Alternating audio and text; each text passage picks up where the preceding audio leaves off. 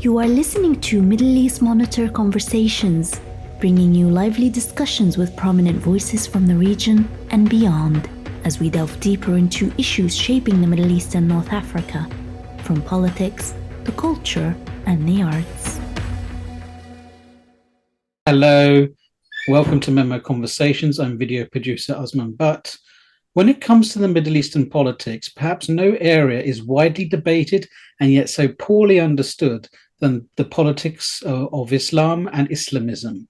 Even more poorly understood is the connections, interactions, influence, and divergence between different Islamist movements and how their relationships evolve.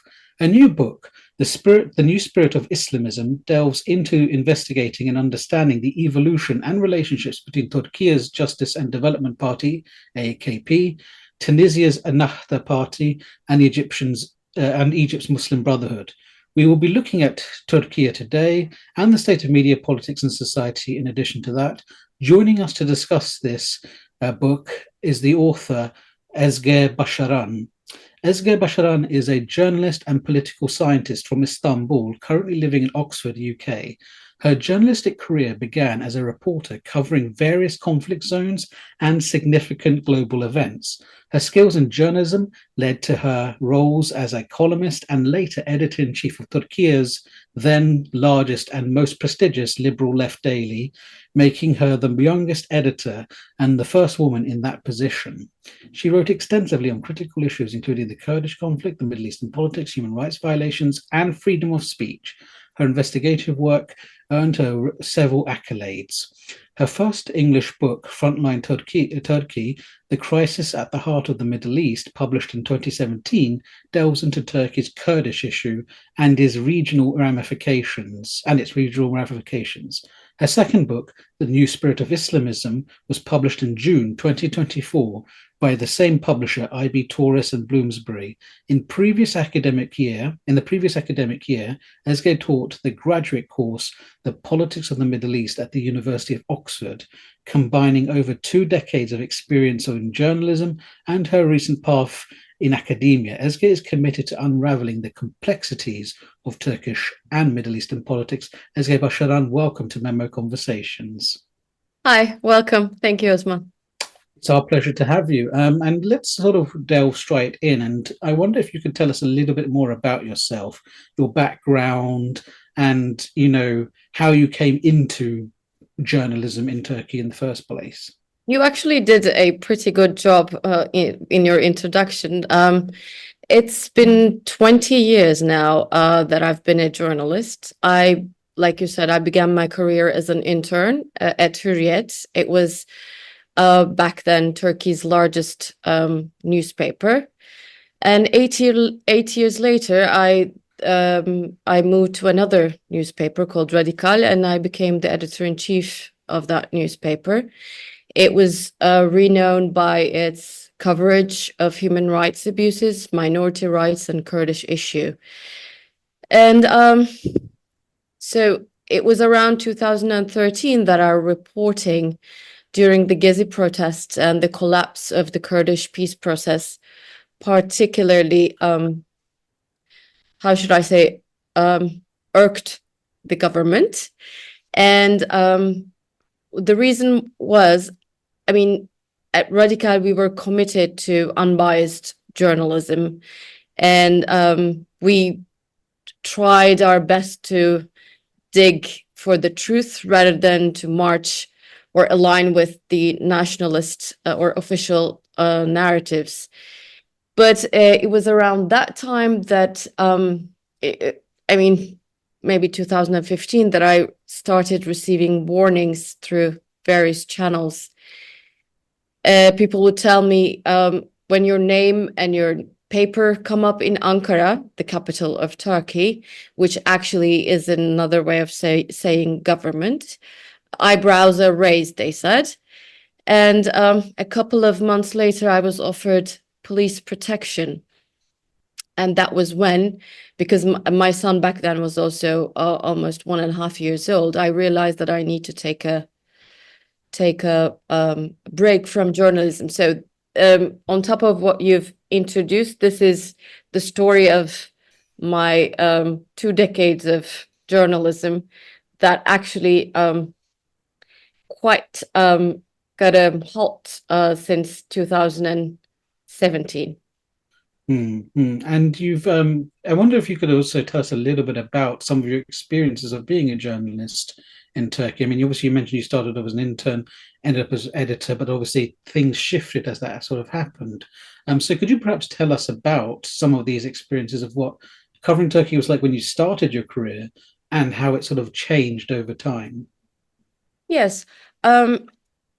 So obviously it was 2003 and 4 when I started working as a journalist. Back then, I mean, Turkey was never a fully democratic country in the sense of consolidating, dissident ideas, or, I mean, allowing, sorry, not consolidating, allowing free speech and freedom of speech. And there was also obviously the ownership problem, the financial backing of the newspaper. So we can never say that it was a fully fledged a free press since the founding of the republic, even just since maybe the Tanzimat era of 19th century Ottoman Empire. There's always a push and pull between the state and the free press. But when I look back during the time that I started working as a journalist and compare it to today, it was obviously more free. We could do great journalistic and investigative work that, unearth corruption and many of the things that a government and state would not like. And this is actually the how should I say, the definition of journalism. We do it for the public, not the state. So we kind of, this is the fourth estate. So this is kind of our job to irk the regimes and the establishments and the states. And there's a point when the AKP government consolidated its authoritarianism after 2011, that it really, the ownership of the press changed, and it became quite what we call the pool. That's the euphemism of pro-government media that is funded by public banks, public money and the government money. And they're quite, they don't do journalism, but they kind of march to the official AKP narratives. And since 2001, a lot of my colleagues are, maybe 2013, Turkey has put a significant number of journalists on trial, and mainly due to political reasons. And after the failed coup attempt, which was in the summer of 2016, the situation worsened, with at least back then 86 journalists jailed by the end of that year. So, and also numbers have raised and varied since then. In 2020, I think it was 37 journalists.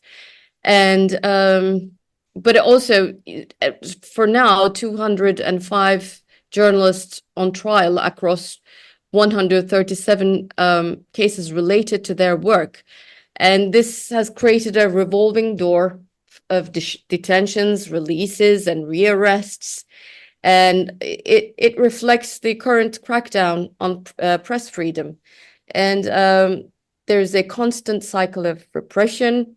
And even if you're freed, you continue to live under the shadow of potential rearrest, which is really challenging for any independent journalist. And also, fear of imprisonment aside, the apprehension of getting laid off had become another measure of censorship for many of my colleagues. Because if a report is, for example, piece annoys a certain state official, it's a matter of hours, not days, even obviously not even in the pro-government media, that the reporter in question would be sacked. So even not even if you know that your limits, it could be a faux pas, but you would still be sacked. So it is a very exhausting process for my colleagues, to be honest, working as a journalist in Turkey.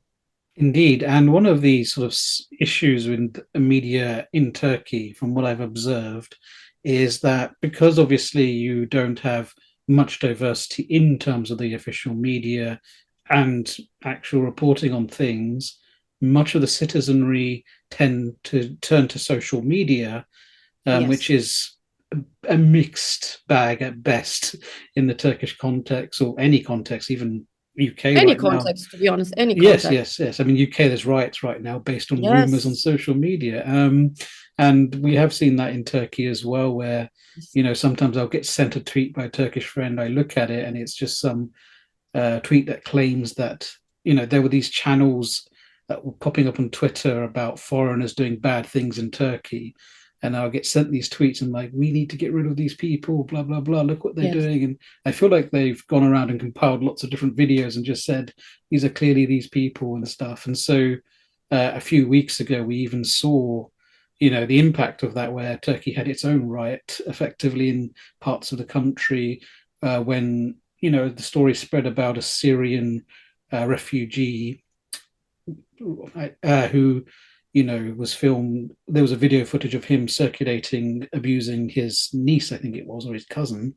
Yes. And then it spread online that Syrians do this, and then Syrian businesses got burnt down.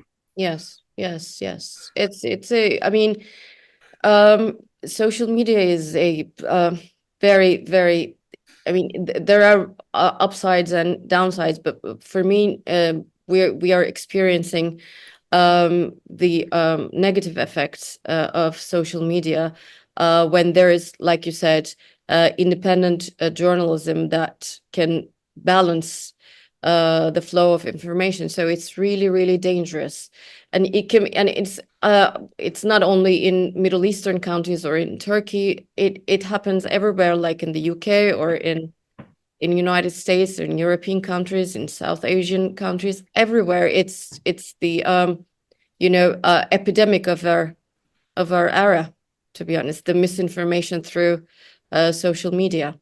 Indeed, it's a concern for us all. But I want to sort of get on to the topic, that because you obviously became an academic, you did your first book on the Kurdish issue in Turkish politics, and now you've done one on Islamism.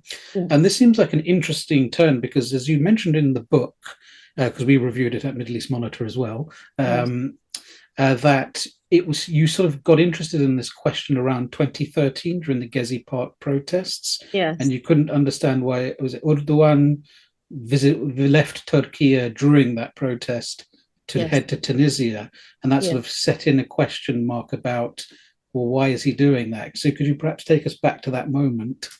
Yes. So we were it was a very volatile and how should I say, the Gezi protests was so in the summer of 2013, I was the editor-in-chief of Radical, and we were covering Gezi uprisings, right? As the protests reached their peak, it was clear that Erdogan saw these demonstrations as a serious threat to his grip of power. So, but surprisingly, despite the critical situation, he chose to proceed with his scheduled trip to Tunisia. It was a relatively how should I say, obsolete destination for the Turkish media. I mean, it's not like it's one of the partners that Turkey deals with quite often. So we were all experienced journalists and reporters, but we were baffled, I remember, at the newsroom by Erdogan's decision to leave Turkey amid such turmoil and visit Tunisia. We were obviously aware since 2011, since the Arab uprisings, about AKP's support for Ikhwan in Egypt and Tunisia's Ennahda, but the significance of these alliances had not fully sunk in for us. So subsequently, Turkey experienced profound changes. The peace process with the Kurds collapsed. Erdogan challenged 2015 election results. There was the system eventually transformed into a hyper-presidentialism via a contested referendum. And then a coup attempt in 2016 shook the nation. So even though it was an interesting moment back in 2013, the attention of the journalists and analysts just left little room to explore AKP's connections with Ikhwan fi Misr and Tunisia's Ennahda. But I really kept that moment in my head, and I wanted to fill that gap. So that really triggered my research, starting with 2018, and it actually became my doctoral thesis at the University of Oxford, and then culminated in the publication of this book. It's interesting what you're saying here, because I sort of wonder what would you account for the reason so many people, journalists in Turkey, were just unaware of why this was important. I wonder if you could sort of also talk to us a little bit about what the state of knowledge among journalists in Turkey about the Arab world, specifically in relation to connections like this, were, and why were they surprised by it? To be honest, the Arab world was not, has never been in much, there are obviously within the foreign relations journalists that there are people whose expertise is the Middle East and the Arab world, but in general, Turkey usually, designed since its inception, since its founding, to face the West rather than to its east. So and that is kind of a bit of a self-orientalizing, and many people just regard the Ottoman era as a backward era. It's a bit of a misinformation and indoctrination by the founding fathers of Turkey, that the richness of the culture and the relationships during the Ottoman era and the Arab world is missing in Turkish society, and Turkish journalists are part of that society. So it is actually, there is a racist and Orientalist rhetoric within Turkey against Arabs and Arab culture, and a feeling of kind of a superiority. And this is mainly by like I said, the indoctrination of the Turkish Republic, and many of the misgivings of the education system, to be honest. But the AKP, even though its relationships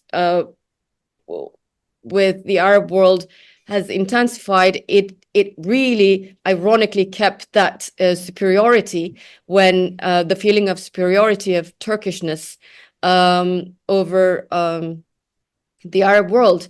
Not many people speak Arabic within the AKP circles. They don't really know much about Arab culture, and the relationship between these the close relationship between these three entities, Egyptian Ikhwan and Tunisian Ennahda and the AKP, was mainly on pragmatic issues rather than love of Arabs or Islamism, to be honest. Indeed, indeed. But it was a quite important connection, as the book you really do demonstrate. I mean, they were, we talk about practical purposes, but Islamist movements in Turkey before we get to the AKP, because obviously AKP is a later development. But when we think about the early development of Islamism in the 60s and 70s in Turkey, they were reading people like Sayyid Qutb and these sorts of figures. And there was an influence in that way. Even though there was something of a reaction against some of the stuff they were reading from the Arab world. Could you talk to us a little bit about that? Yes, but we have to realize, I mean, obviously, end of 1960s is when many of Al-Banna's and Qutb's work was translated into Turkish. And it started with these translations that Turkish Islamists got to know the things that Ikhwan was saying about what Nizam Islami is, how to salvage the Muslims, and how to, overcome the cultural and material colonialism.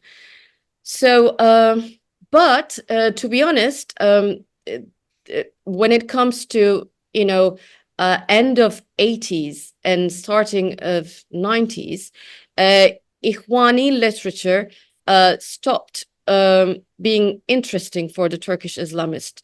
Turkish Islamist is very much a nationalistic movement. I mean, it can be said with all Islamists that they are bound to their national context. And obviously, there is a transnational aspect to Muslim politics, but it's, I think, way overrated.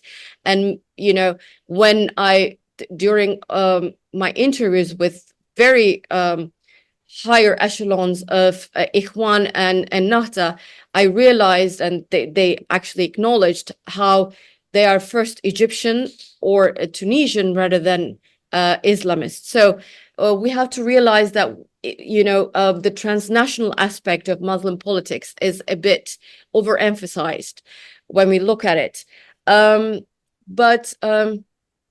So Turkish Islam is very nationalistic and Turkish, and it has a Sufi component, and it is also it is also inspired by the Iranian Revolution, and still Qutb is considered a very important figure and being read, and Banna as well, maybe Qutb more, but Turkish Islam Islamism is a bit, and its trajectory is different than in Egyptian and Tunisian Islamist. Turkish Islam, even though it has experienced fallbacks and push and pull with the Turkish state and repression by the Turkish state, we have to realize that since the introduction of multi-party politics, it is very within the system, whereas Egyptian Islamists and Tunisian Islamists are very repressed. What sets the Ikhwan and Ennahda apart from the AKP is their prolonged engagement in underground and semi-underground activities, which, they were compelled by the incessant repressive, confrontational, sometimes co-optation cycles imposed by, Mubarak and Ben Ali regimes. But in this regard, the trajectory of Turkish Islamism significantly deviates from that of Ennahda and Ikhwan fi Misr. Because since 1970s, there's always a Turkish Islamist political party within the multi-party system of Turkey. like I said, they encountered setbacks and faced pressure from Turkey's secular establishment and the military. But Islamists in Turkey have adaptedly transformed themselves to answer the challenges that they have faced. They went from survival to consolidation of power in a methodical and refined manner over the ensuing decades since 1970s. The Ikhwan, however, remained as an organization with low levels of professionalization, and with Ennahda and Ikhwan, we also have to realize that there is a Salafist presence, whereas in Turkey, AKP never had, or AKP or its mother movement, Milli Görüş, National Vision, never had to deal with a Salafi presence. So when you're in a rivalry with to consolidating the Islamist sphere, when you're in a rivalry with Salafism, that really changes the morphology of the ideology. So that is why AKP managed to come up with a how should I say, formula for survival and maintaining power in a place where the regime is kind of hostile to Islamism. And that was the formula, that was the main component of the interchange after the Arab uprising with Ennahda and Ikhwan. That was what AKP was trying to convey to these two Islamist movements. They were trying to give a formula. They were trying to mentor these two Islamist entities in Tunisia and in Egypt, so that they can be seen as legitimate agents in the eyes of the world, that they can govern and they can deliver services and they can win elections. And, that was the main reason behind this exchange. Yes, indeed. And it's a very important exchange because, as you point out, you're looking at three different movements that don't necessarily share everything in common, and they can diverge quite importantly. But there is something about sitting them next to each other and watching them as they co-evolve, because there is still interaction. Yes. And I think the technical aspects are kind of interesting, and it's going to get us onto a later question about post-Islamism within these movements, which is, I think, an important component and something you've mentioned quite strongly in the book. Before we sort of get there, I mean, there is obviously, it is kind of interesting because on the one hand, it is still pragmatic, but there is an interest. I mean, you pointed out in the book as well, Rashid Ghannouchi's books, they were being translated into Turkish well before they were even translated into English. I mean, yes. I think some of his books have only recently been translated into English, whereas some of these books were out 20 years ago in Turkey within, I think you said, was it in a year or two after he published in Arabic?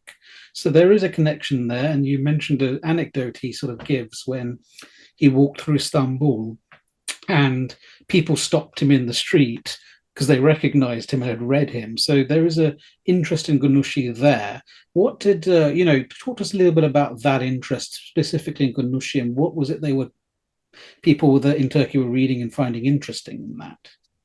Well, I mean, Mr. Ghannouchi, when I interviewed him, he was himself very interested in the Turkish Islamism's culmination into AKP. Obviously, he was friends with Necmettin Erbakan, the founder of Milli Görüş movement, who is also the mother movement of the AKP. So Ghannouchi's relationship started with Necmettin Erbakan rather than Tayyip Erdogan.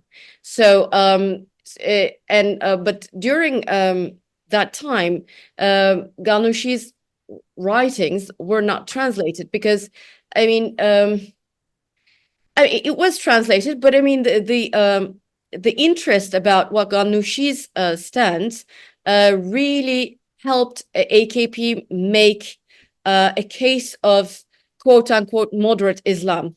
So there is actually a within the book.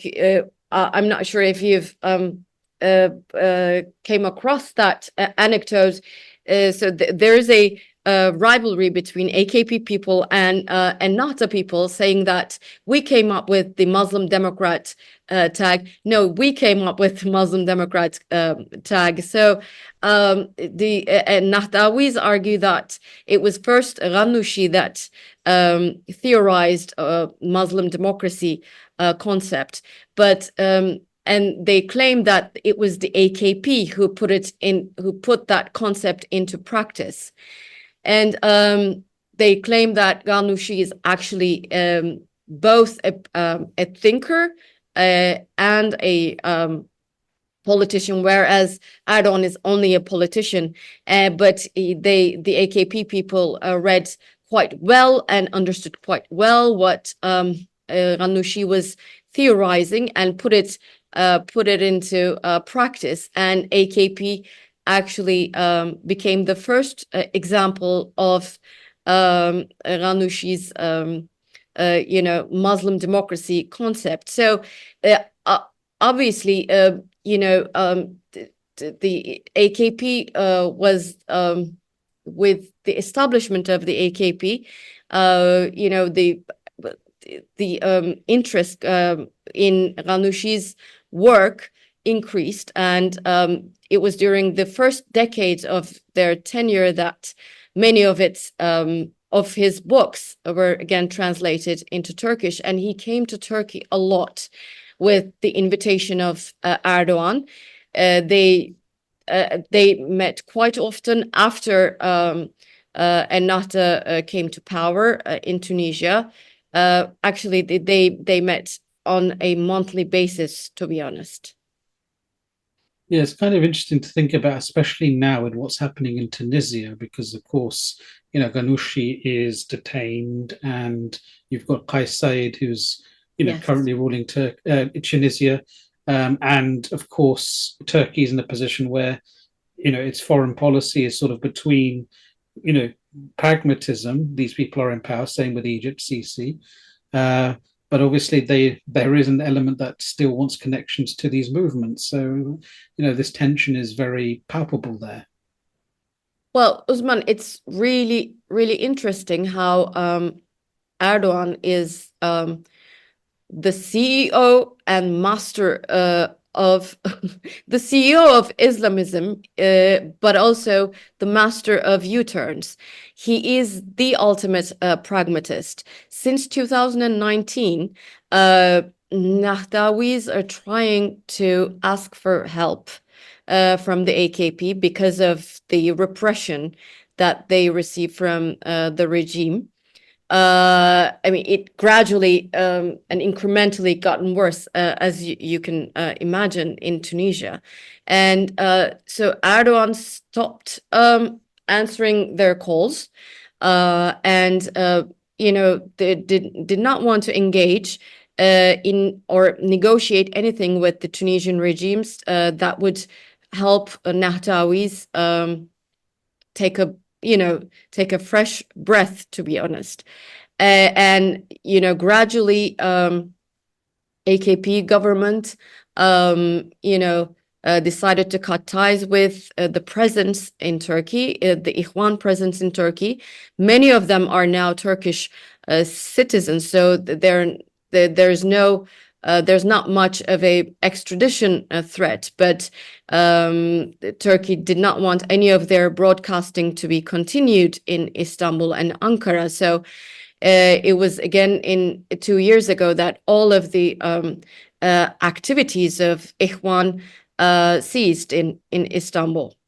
So and as we can see, in the last year, the rapprochement with Egypt and Sisi almost, finished, and it is back to how it was before.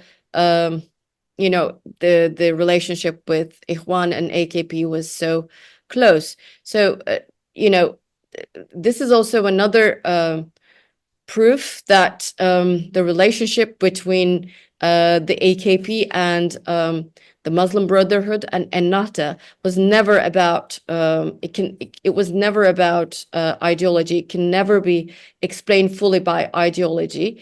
It was a very simplistic view, and there were many prominent pundits in the United States and in the UK claiming that the close relationship post-Arab uprising between these three entities was about to make a brotherhood empire, Ikhwani bloc, or a utopian ummah. It was, or restoring the era of Islamic rule. It was not about that. It was mainly about having like-minded people in different countries where you can have close economic ties and more trade agreements. It was as pragmatic as that, and it could be explained more with IR realist theories than some of the prominent scholars of Islamism did with they're claiming a Ikhwani bloc or kind of. So if it was the case, if it was explained with ideology, AKP should have continued backing Ikhwan and Ennahda, and because now they're in pure crisis. But AKP, especially Erdogan, turned its back to these two entities now. So my question now here would be, because you obviously interviewed activists from the Muslim Brotherhood and Ennahda, what's their perception of Turkey now then after all of this? Well, Erdogan specifically. Well, I mean, you can't. I can't really come up with a uniform idea, because now these groups are in huge crises, and they are fractured, and they're the older generation is sclerotic, and the younger generation is disunited.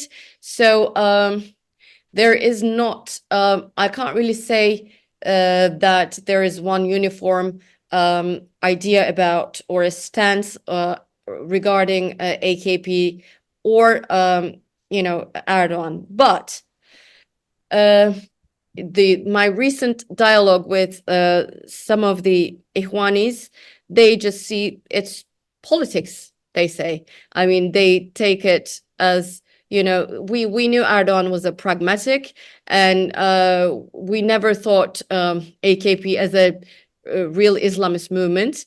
And that was actually why we wanted to, quote unquote, learn from the AKP.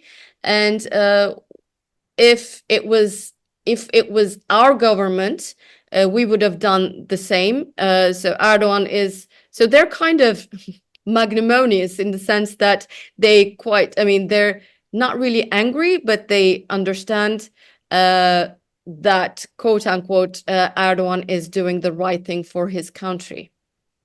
I was quite surprised and taken aback, to be honest, to realize that neither Nahdawis or Ikhwanis are really furious against. But just remember that the ones that I talk to are not, they do not speak for the whole movement.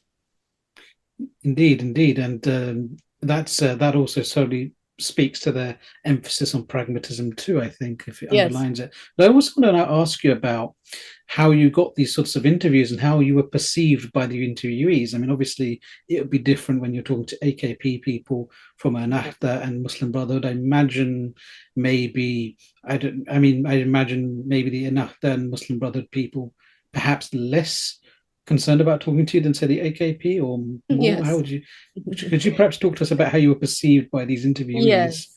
So I interviewed over 70 key figures from various socio-economic, cultural, and national backgrounds. And I didn't just pick people randomly. I carefully chose them based on their involvement and knowledge about the interaction between these groups. So These interviews happened in Tunis, London, Istanbul, Ankara, and so I was known as a journalist. I was a known figure. So my background made me a bit unpopular among many AKP members, whereas interestingly and ironically, it was quite much easier to get in contact with and sit down with Nahtawis and Ikhwanis in Tunis, and all of the Ikhwanis that I talked to were in Istanbul and in London and in Ankara.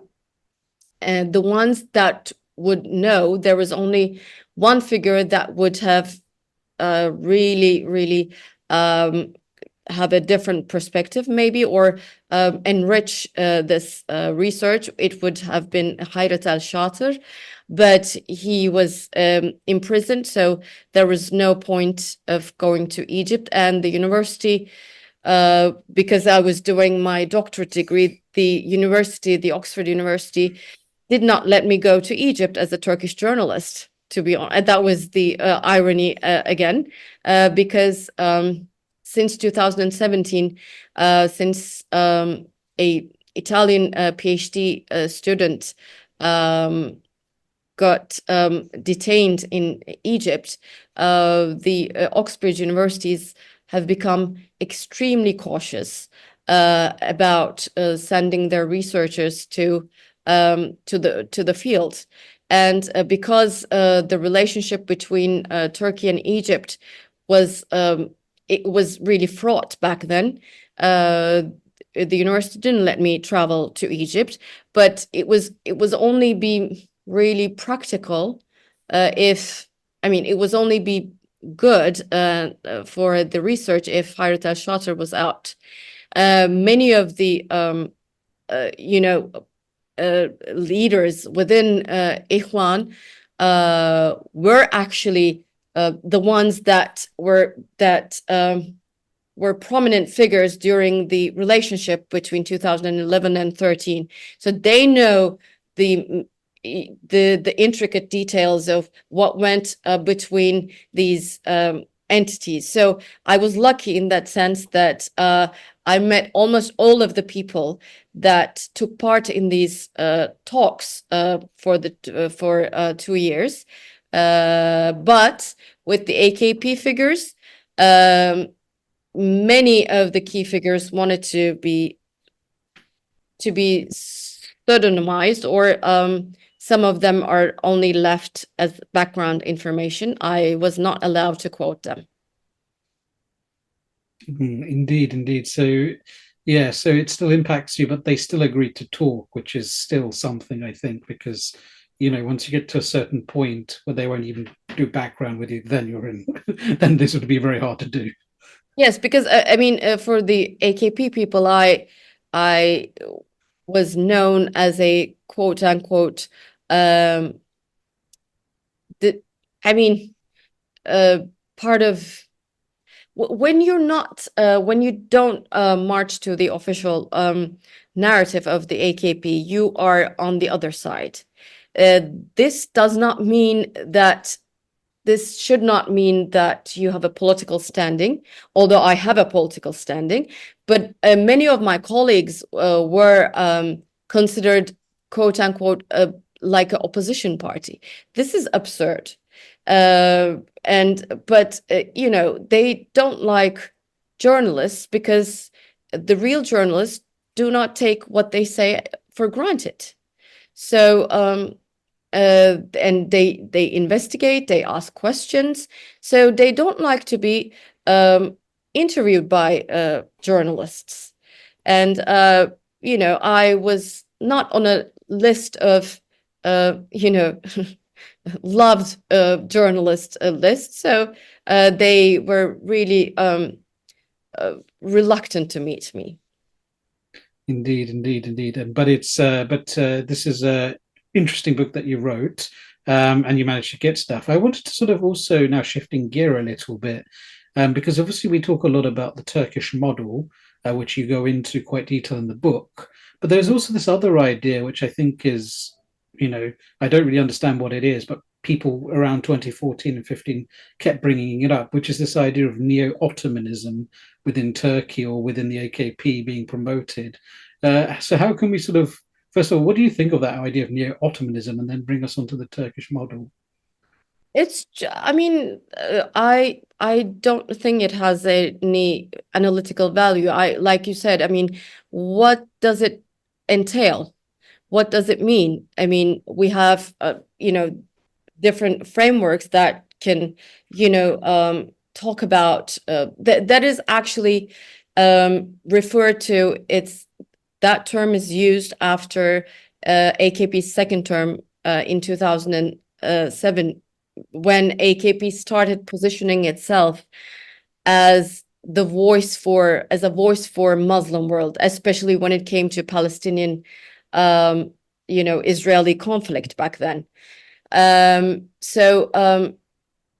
This change happened when Ahmet Davutoğlu became foreign minister, and he aimed to restore Turkey's influence in the region and the broader Muslim world with an nostalgic view of the Ottoman era. That was when this term was coined. So some people thought that Erdogan and Davutoğlu wanted to transform Turkey in a way that echoed Süleyman the Magnificent's time, when Turkey was strong and a Muslim regional power. But these ideas suggest that AKP has a hidden agenda of neo-Ottomanism. To be honest, it could be more. It's not even pan-Islamist. It's not even neo-Ottomanist. It was very conjectural and contingent on the other regional factors. So because I mean, when you say they follow a certain kind of a ideology or a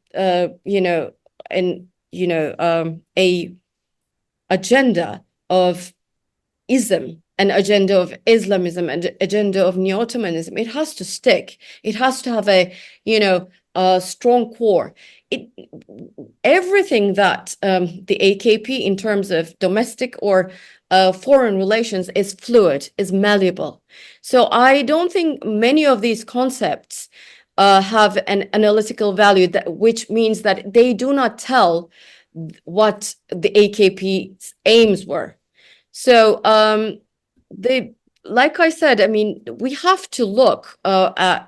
need to look at politics and policy making in a way that goes beyond the Cold War era models. My research, this book shows that the interactions between various Islamist groups didn't represent a global Islamist political project or a neo-Ottoman project. I don't know what neo-Ottoman project means when those pundits were saying, like I said. But it wasn't also an Islamist political project like those imagined in the 1980s. Contemporary Islamists, unlike their predecessors, have a very symbolic understanding of global Muslim solidarity. They have a understanding, and they are mobilized during crises faced by Muslims worldwide. But for example, they are also very selective when how they operate their activism in terms of Muslim plight. Some of the Islamists do not, for example, react to Uyghurs being repressed or crack down on certain Muslims elsewhere. They can be very selective and very symbolic in that sense. So, also, what some pundits called the goal of building a brotherhood empire is, like I said, better understood through realist international relations theories as an interest-based relationship that is what I'm trying to do with this book, to de-exceptionalize, de-orientalize of studying Islamism, to be honest. Yes, indeed, and it's I mean, as I sort of would echo that I don't know what neo-Ottomanism actually meant. I just know it was used a lot by people who didn't like what Turkey was doing. So It was during Davutoğlu's era, and it was a criticism of Davutoğlu's policies, to be honest. yeah, and it was also something Syrian President Bashar al-Assad repeated as well on TV. The only thing I ever got from neo-Ottomanism is that there were TV series on Turkish television about the Ottomans, and that's about as far as it went. That's why I said that was exactly that time when that cultural, the Süleyman the Magnificent was a prominent cultural figure because of the Turkish series Muhteşem Yüzyıl. That was why I mentioned Süleyman the Magnificent. Indeed, it was yes, and that's what I think it sort of amounts to. But I think this also brings us on to, I think we've talked quite a bit about this, but I think it sort of brings us into this phenomena you talk about, which in academia is referred to as post-Islamism. And within the book, I mean, there is strong elements of post-Islamism in the sense that you sort of, as you sort of chart the evolution, because a lot of your book is about the evolution of these movements, you sort of notice that, in fact, a lot of things are not seen through an ideological lens with these movements. They tend to adopt very pragmatic attitudes towards everything. And this is the kind of post-Islamism we're seeing. So could you talk to us a bit more about that? So, this book does not really invent something new. It just contributes to the scholarship about the malleability of Islamism as an ideology, and how after the 1990s some of the Islamist groups left their some of their underlying principles and goals about how to govern, how to influence the state, and the society. So this is called. I mean, my contribution to post-Islamism is what Asif Bayat and Olivier Roy and Rory McCarthy and Monica Marx said about the concept of post-Islamism. Post-Islamism very simply and crudely denotes a phase where Islamist movements incorporate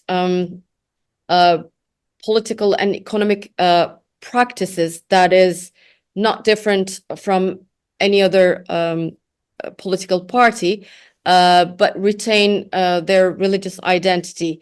My contribution to this post-Islamism scholarship is to reveal its managerial aspect, how they want, and also this is the new spirit of Islamism. It's managerial, its tactics of how to govern or how to be seen as a legitimate actor is modular, and they have an emphasis on effective and efficient management of state of affairs. This is this is seen by them as a key component of success. They want to they want to win elections, be in power, and maintain power. And they would do many things that would be seen by, for example, Qutb or Al-Afghani as a anathema of Islamism. But the core of Islamist ideology maybe stays as in the background. Maybe they would like to establish a Nizam Islami, but it is a different Nizam Islami, an Islamic order than the than it was envisioned by Qutb. And it would change and adapt to neoliberal globalization. Indeed, and I think this is what was most interesting, because when I sort of think about AKP today and I think about Turkey today, I'm not really sure what Islamism would mean in a context like that if we think about it as an ideological project to transform the entire state into a kind of Umatic model or an Islamic model. To my mind, it seems to me that AKP seems to be around today, around this idea of conservative but identity politics, which is conservative and business. And this has been the case for more than a decade, if not longer. And you summarized it quite well, Usman. Yes. Oh, thank you. And Ennahda has very similar, and even the conservative part in Ennahda, maybe even that they might let go of. There's that feeling that they might. And so there is no, it's not really an ideological component anymore in that sense. I mean, obviously there is still this basic us and them kind of mentality. But it doesn't, yeah, obviously, but it doesn't really mean that it will never come back. So this is exactly why we need to look at Islamism as we look at nationalism. Pure and simple. Look at it as, with the frameworks of ideology studies, where, for example, like we should look at Islamism through its morphology. We have to see the center that it is related to Islam, and but the main thing, the core is they believe that many of the things can be solved through with the guide of the book and the prophet, but they realize that they are never the ones that would rock the boat.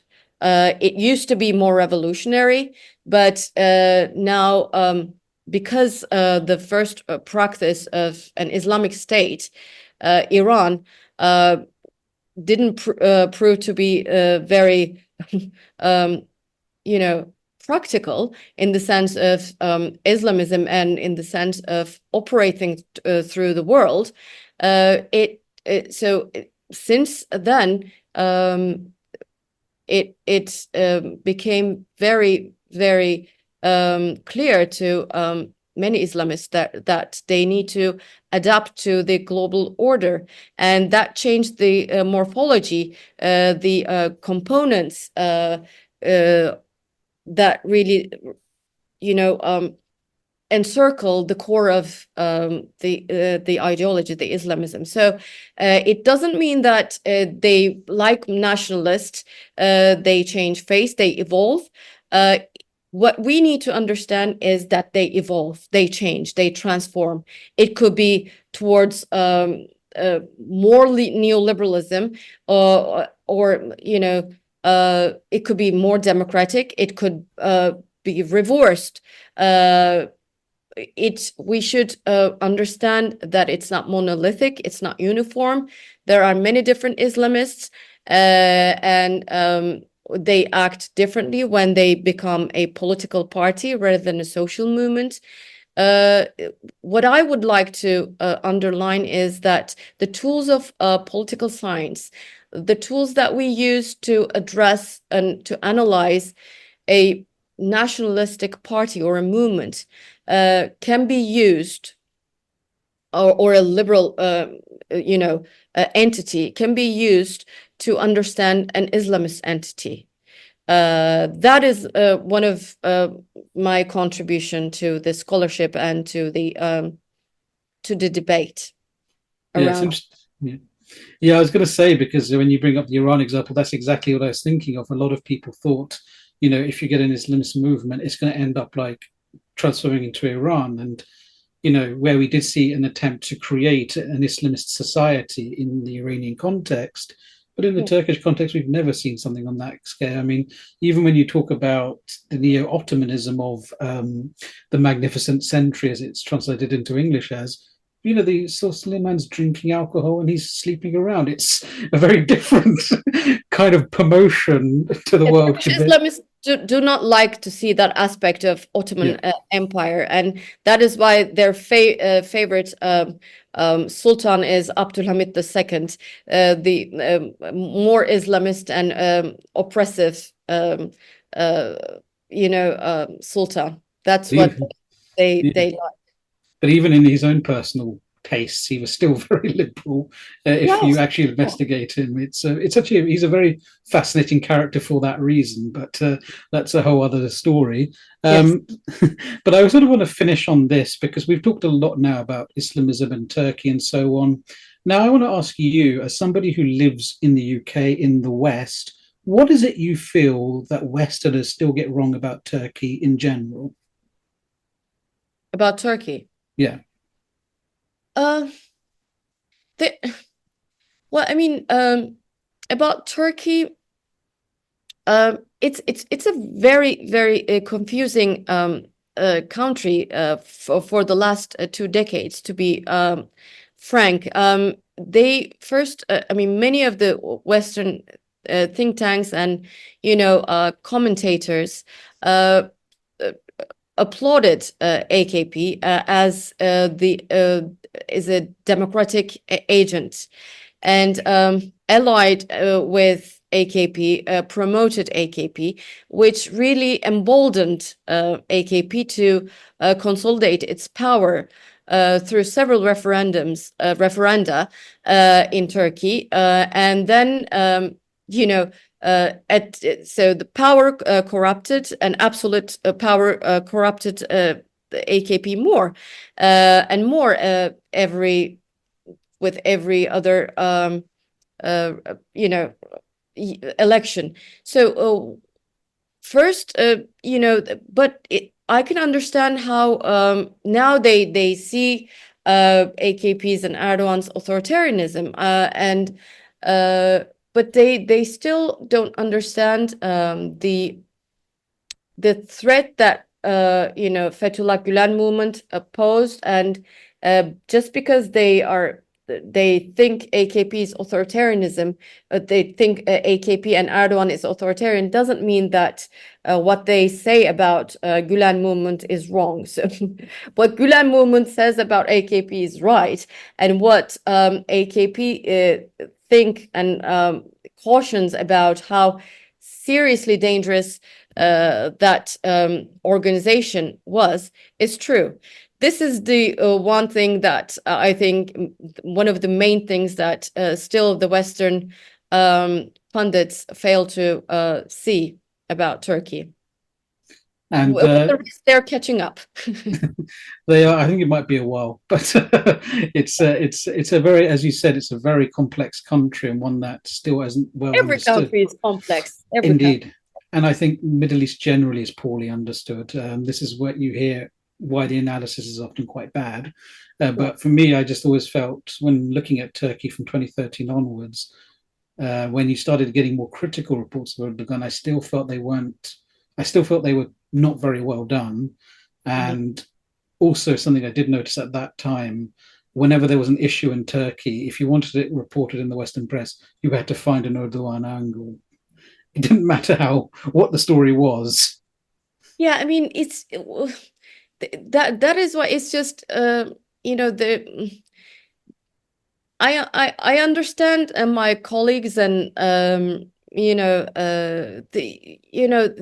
want to find an angle that would stick with the reader, but that really doesn't at the end deliver the best angle or the story about that country, because there are nuances that really fails to get into many of the stories about the Middle East. Yeah, I just think it's also they missed Saddam because he was that kind of figure in Iraq. We can just make everything about him, and then when he went, there's no one else to do that for. But you're right. It is that, and if you're a journalist working in that environment, you do have to get your story out. And it's not like he's an irrelevant figure. He is very relevant. Yes. It's just, it doesn't frame the story well. And a lot of the time, some of the stories coming out are not really stories. If you know Turkey, they're like everyday things that someone outside has decided is. Yes, but Yeah. that is a problem, not only about news coming from Turkey, but it's also from news about Poland, because the financial, the business model of journalism is in a huge crisis for the last decade and more, maybe. And so it's really, really expensive to have journalists on the ground. So they rely on social media, and they talk to people, the citizens on the ground. But that really, when you have reporter in every country, in several cities, that lives there, that makes a huge difference. And knowing the language is another thing. If you can't read the newspaper, if you can't follow, the TV channels, you do miss out the public debate, or you can get the wrong idea. But it's also about, like I said, the financing of the news is in a dire situation all around the world. Indeed. Ezgi Basaran, thank you for talking to us at MEMO Conversation. Thank you. And to our audience, thank you for tuning in. If you missed this one or would like to catch up with previous ones, you can go to our website, but please do tune in next time for more MEMO Conversations. This was Middle East Monitor Conversations, brought to you by the Middle East Monitor in London.